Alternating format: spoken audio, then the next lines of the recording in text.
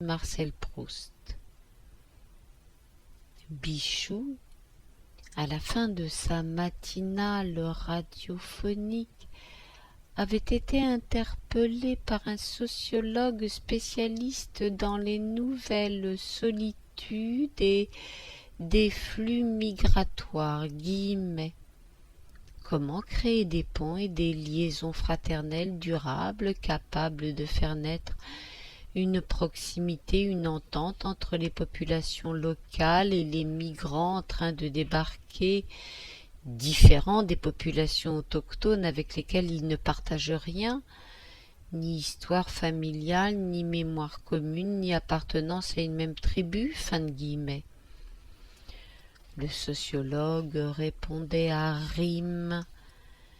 Une auditrice qui refusait de voir sa commune accueillir les migrants venus de loin à cause du dérèglement climatique ou Dieu sait quoi.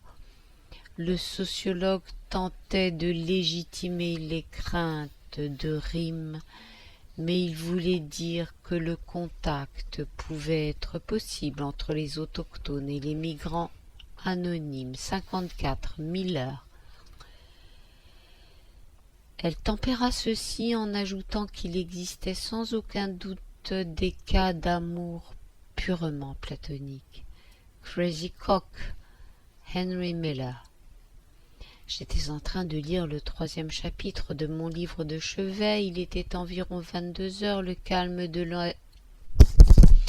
la nuit avait gagné son droit paisible de citer sur moi notre basse-cour et la nature environnante. Je lisais et puis me voilà inquiet. Vite, je me levai, ouvris la porte de ma chambre, puis je descendis vers le rez-de-chaussée, non sans jeter un coup d'œil à l'extérieur de notre maison. Résultat de cette inspection, ni un chat, ni un hibou, ni une chouette, ni un chacal, ni un crapaud à la recherche de quelques points d'eau. Ma lecture m'avait rendu paranoïaque. Lisons, plutôt relisons, guillemets. Quelqu'un va et vient dans la chambre voisine. Il tousse et traîne les pieds. Il laisse couler le robinet, il déplace des meubles, puis ouvre des tiroirs. Le voilà encore en train de se racler la gorge. Fin de guillemets. 55. Fitzgerald. Les incertitudes de 1920 étaient noyées sous un rugissement doré qui jamais ne cessait, et nombre de nos amis était devenu riche. Ma ville perdue, Francis Scott Fitzgerald. Le hasard fait bien les choses, dit-on. Ce matin, comme mes cours débutaient à 11 heures, je m'étais donné une grasse matinée. Je ne quittais la maison qu'à 9 heures.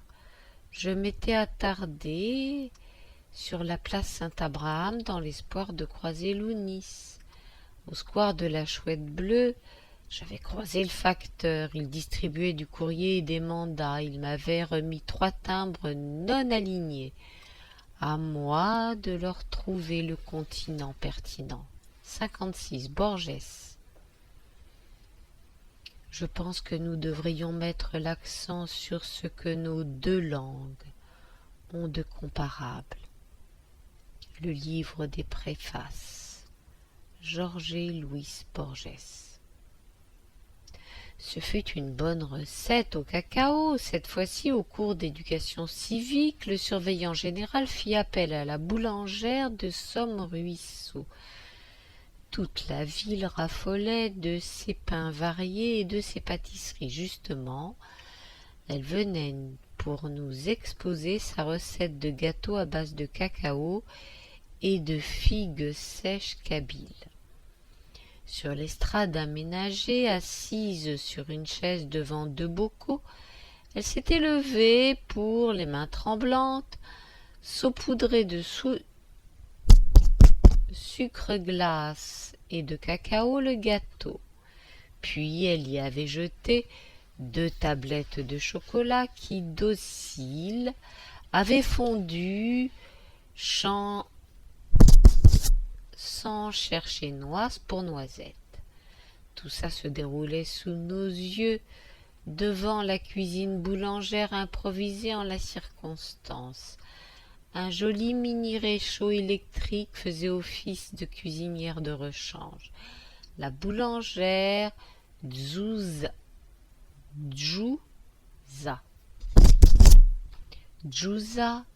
fière de son art culinaire, excita nos babilles. Guillemets. Dans une demi-heure, je reviendrai avec un gâteau splendide. Allons, mettons notre bébé à base de cacao au four. Je vais courir dans la cuisine de Sa Majesté Salade et Saveurs, fin de guillemets. 57 Flaubert. Elle avait une robe de velours et dans les cheveux une longue bourse algérienne en filet de soie rouge qui, s'entortillant à son peigne, lui tombait sur l'épaule gauche. L'éducation sentimentale Flaubert.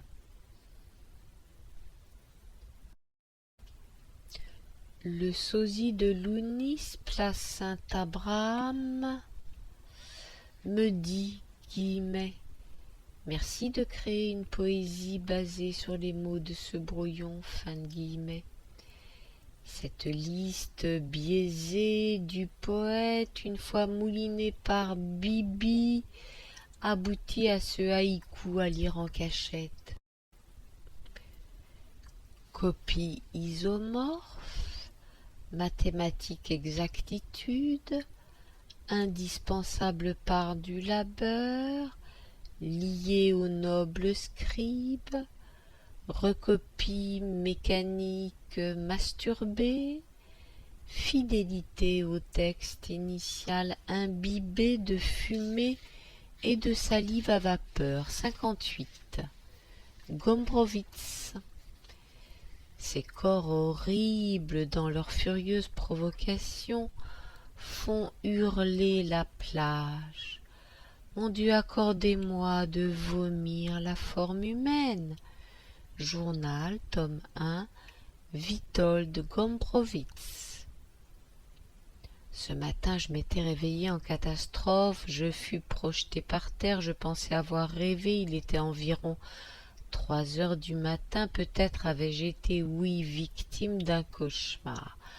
À 6 heures, quand le radio-réveil joua l'hymne national, annonçant l'ouverture de la matinale de Bichou, j'étais ravi de me lever, ayant complètement oublié ma chute hors du lit à 3 heures du matin. Le pire, c'est que je ne me souvenais pas avoir subi un tel cauchemar. Le journal de 7 heures avait élucidé tout ça. En effet, un séisme avait frappé, son épicentre se localisait à 50 kilomètres de Igil-sur-Orme, exactement au lieu dit Targa Tamaz Urs, sur le mont Igildek Nija, en face de la plaine fertile Tib Urs ou Kaboun. Ma terre, si fragilisée, assez mouvementée et fissurée, avait quand même tenu tête aux secousses telluriques. Elle refusait de fléchir. Par là, elle refusait d'épouser les variations du tremblement de terre. Elle se dressait rugissante et ferme contre les forces néfastes cosmiques. Elle tentait de protéger ses populations. Elle tenait à sauvegarder ses richesses naturelles, ses volcans, ses collines, ses ruisseaux, ses montagnes et ses plaines. Elle restait debout, unie, indivisible, indissociable de ses parties diverses et variées. Ma terre disait non. 59. Ma terre disait non. 59. Camus. des questions et des réponses encourageantes pour l'union des tourtereaux. L'été à Alger, Albert Camus. Le prof de géographie entamait une nouvelle leçon, l'étude des villes dites musées. Il citait Oran ou cette ville colonisée par les pierres. J'apprenais qu'Amsterdam était une ville fort joyeuse mais sans poésie, tellement des musées avaient été construits à chaque coin de rue. À suivre la leçon de géographie, ces musées, ces galeries d'art pousseraient dans la ville amstellodamoise. Ville amstellodamoise comme des champignons. 60. Saint-Exupéry. Elle criait vers l'éternité de la maison, coiffée avec tout le village par la même prière du soir. Citadelle, Antoine de Saint-Exupéry. J'avais demandé l'autorisation de quitter le collège après le déjeuner. Je devais consulter le dentiste de la rue Bucolique, derrière le café des Frères à la Galette. Il s'agissait d'un dispensaire public, une maison médicale dotée d'un certain nombre de spécialités, de dentistes, deux infirmières, un médecin généraliste, un psychologue, 5 sages-femmes, un sexologue, un laboratoire d'analyse médicale. Tout était gratuit pour les collégiens et les collégiennes, peu importait le revenu des parents. La patrie généreuse ne montait pas les enfants riches contre les enfants pauvres. J'arrivais à 13h30 dans la salle d'attente. 5 patients attendaient là avant moi. À 14h pile, l'infirmier, l'assistante de Madame Moller ou Fella, la dentiste, nous dit le retard éventuel d'1 heure de la doctoresse. J'avais quitté la maison médicale après avoir demandé une attestation prouvant que j'avais consulté le docteur Muller ou Fella. L'infirmier sympathique alla jusqu'à noter sur cette attestation un horaire tardif de ma consultation. Puis je fis une incursion au café des Dadas, où l'on misait sur les courses de chevaux. C'était un lieu triste. Les ivrognes, les chômeurs et les alcooliques se réunissaient pour jouer leurs maigres économies. Ils tiraient des plans sur la comète. À peine moi sur le seuil de l'entrée, le bistrotier me refusa l'accès. Une odeur de corps sale émanait de l'intérieur, ainsi qu'une aigre senteur de soulerie. 61 Céline. Je conçus en même temps qu'il devait y en avoir beaucoup des comme lui dans notre armée de braves, et puis tout autant sans doute dans l'armée d'en face. Voyage au bout de la nuit, Louis-Ferdinand Céline.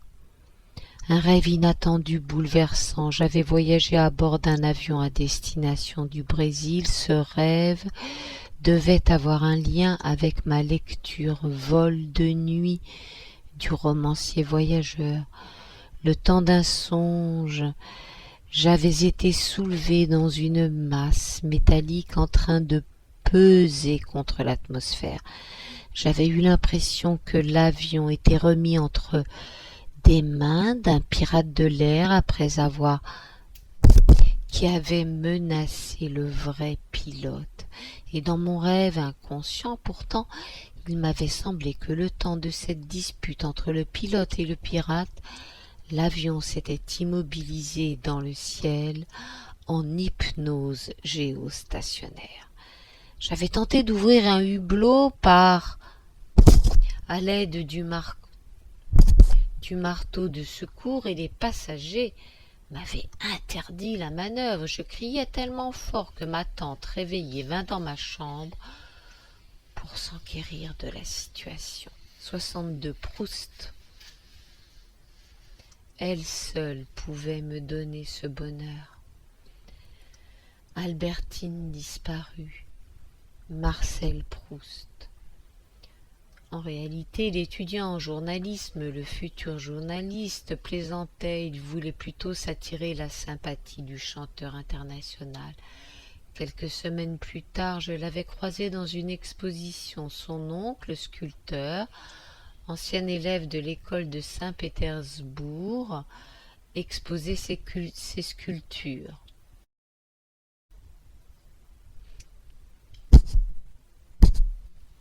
Surtout, il rendait hommage à Lounis, en l'ayant sculpté grandeur nature, une statue en bronze bouleversante. À mon avis, ce fut du bon et beau travail. L'oncle sculpteur avait su restituer le visage du chanteur dans ses moindres expressions.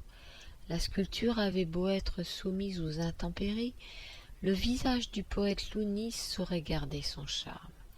Il s'agissait d'une reproduction réussie. Elle avait su conserver la magie du sculpteur, étant donné que dès le départ, il avait fait le choix de présenter un visage sous forme d'un masque blafard aux yeux rieurs, le tout exécuté avec de l'argile colorée en vert. Il avait refusé, par exemple, de faire ressortir quelques vaisseaux sanguins dans le fond des yeux du sujet sculpté. L'oncle le sculpteur avait craint de voir le sang artificiel, cette argile rouge, se retirer du visage de Lounis et le défigurer, l'assécher, à la fin des orages du printemps, en train de tressaillir au bord de l'été aride. 63. Frossen. Une fleur, un papillon, un sourire de printemps, mots éparpillés. Mag Nat Frossen. À mon retour de collège, j'avais fait une halte sur la place Saint-Abraham. Le chanteur était en train de débattre sur la signification de la littérature et de la poésie et sur l'art menacé par les charlatans, ayant lancé une course au gain, une chasse à l'art pur, l'art pour l'art. Son contradicteur, un jeune étudiant fier de sa queue de cheval et de ses illusions adolescentes, lui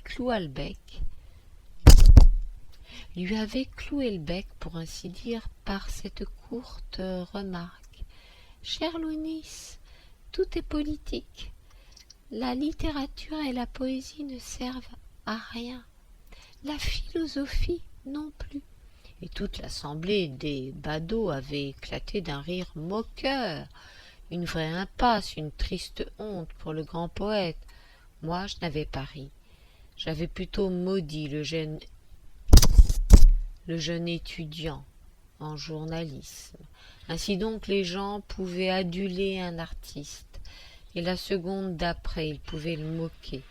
Comment était-ce possible qu'il se permette de rire gratuitement devant le chantre de notre culture locale? Comment pouvait-il tourner les talons si facilement, passer de l'adoration sacrée au plus bas mépris avilissant? 64. Fitzgerald. Des quartiers entiers de la ville étaient devenus plutôt délétères, mais j'arrivais quand même toujours à trouver un moment de paix absolue. Ma ville perdue, Francis Scott Fitzgerald. Au retour de collège, je fis face à 3 chevaux. Ils montaient le second volcan, suivant un rythme régulier, l'un devant l'autre, en file indienne, comme chacun sait cette expression. Lounis était juché sur le premier, vêtu en tenue traditionnelle. La scène était filmée. Un 4e cheval, lui, ne montait pas le second volcan. Ça aurait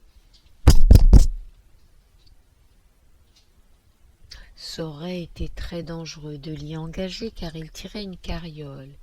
Il allait suivre un chemin de traverse moins raide. Il transportait le matériel de cinéma et certains décors.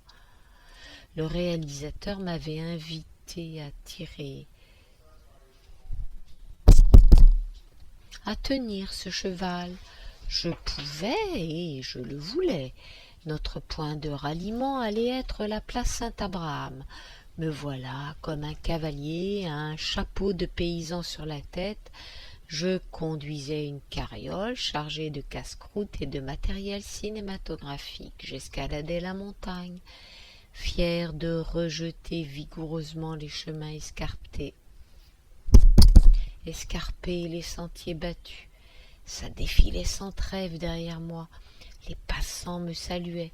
Une fois sur la place Saint-Abraham, moi juché sur Amil, mon cheval, une foule m'avait acclamé. Bravo, super! Toute l'assistance me désignait le ciel. Un hélicoptère m'avait suivi et filmé tout au long de ma chevauchée épique. Je venais de participer à un documentaire qui rendait hommage à Lounis de son vivant. 65. Borges. À la différence de nos réalistes naïfs, Shakespeare n'ignorait pas que l'art est toujours une fiction. Le livre des préfaces, Georges et Louise Borges. Au cours d'une nouvelle séance de rééducation ou de pur divertissement plutôt, le frère de Fâche s'était plié à sa grande surprise de sympathie avec la madone du jacuzzi. Bien sûr, le kiné supervisait le comportement de son patient. Après 15 minutes, à suivre les conseils de la madone, Massy avait repris sa position privilégiée sur le transat. Le soleil couchant jetait ses derniers ors sur la surface de l'eau. Oui, la piscine était à ciel ouvert, de l'air frais circulait constamment dans les lieux. Son ancien toit avait été enlevé 3 ans plus tôt, à la suite d'une rumeur terrifiante. Un virus à très grande vitesse de propagation circulait.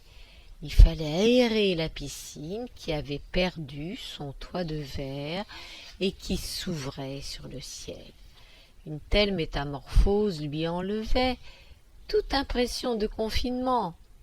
La madone du jacuzzi le clamait vite fait et bien fait. Je respire mieux sans la verrière.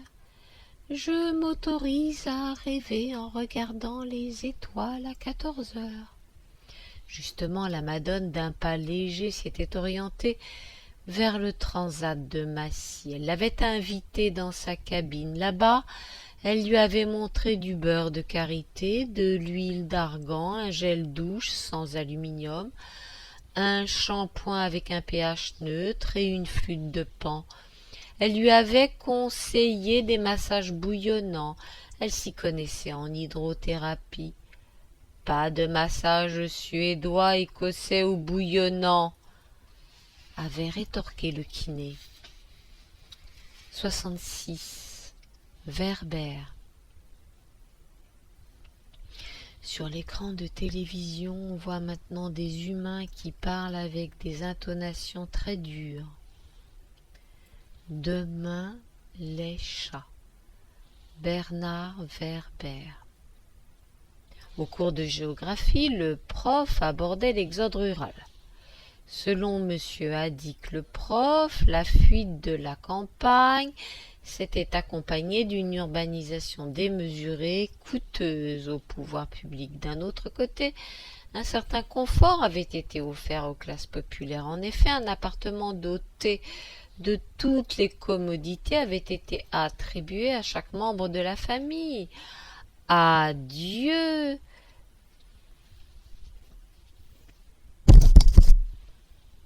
à chaque famille. Adieu l'époque où plusieurs frères. Une chambre dotée de toutes les commodités avait été attribuée à chaque membre de la famille. Adieu l'époque où plusieurs frères et sœurs occupaient la même chambre exiguë. Le couple moderne accédait à plus d'intimité et de liberté. Il se vantait en public d'avoir son propre chez-soi, dans lequel il pouvait inviter qui il voulait, famille, proches, amis, collègues et mendiants de passage. J'avais aussitôt posé une question. Mais la famille actuelle n'est-elle pas en train de se disloquer au profit de l'individu? Troisième partie. Un paysage lunaire. 67. Gombrowicz. Un chien apparut, un chien est passé, immaculé distingué avec son élégance de chien. Journal tome 1, Witold Gombrowicz. Ce matin, le temps, quoique loin d'être clément, n'était pas au-delà du supportable. J'avais l'habitude, je m'étais toujours convenablement vêtu, chaussé,